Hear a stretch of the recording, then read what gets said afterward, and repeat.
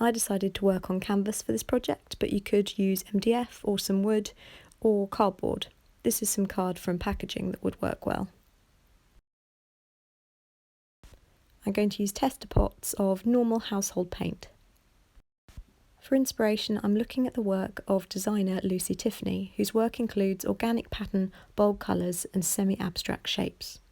I've also gathered some natural objects from around my house and garden for inspiration. The first step is to apply a layer of block colour to the background. I've gone for a light colour, but you could go dark.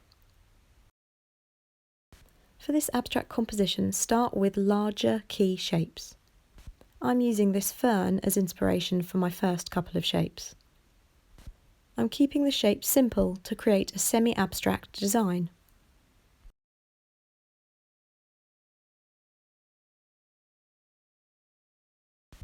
I get inspiration from the natural objects that I collected.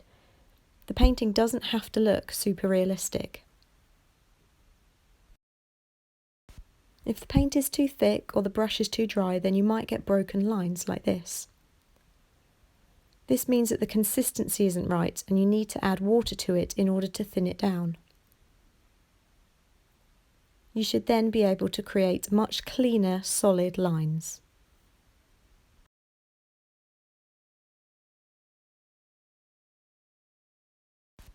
If a colour is patchy, you'll need to wait until it dries and then overlap layers to build up solid colour, like I'm doing here. Once you've got a few key large shapes, you then need to start adding in small and medium-sized elements to your design.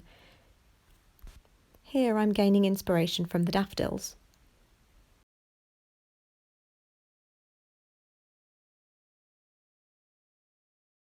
Ensure you mix any colours thoroughly so that it doesn't appear patchy on your work. Finally, when all the key shapes are in and the paint is dry, you can begin applying small details and pattern on top of these key shapes. Make sure the paint is dry before you build up these layers, otherwise the colours will run. Variety in terms of scale will make for a much more interesting design.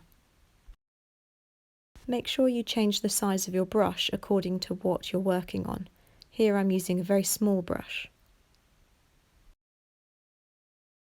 If you're struggling with ideas for adding detail, then refer back to the artist for inspiration.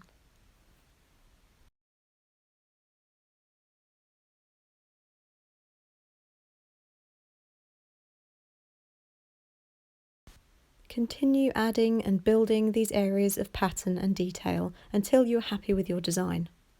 This is my finished result.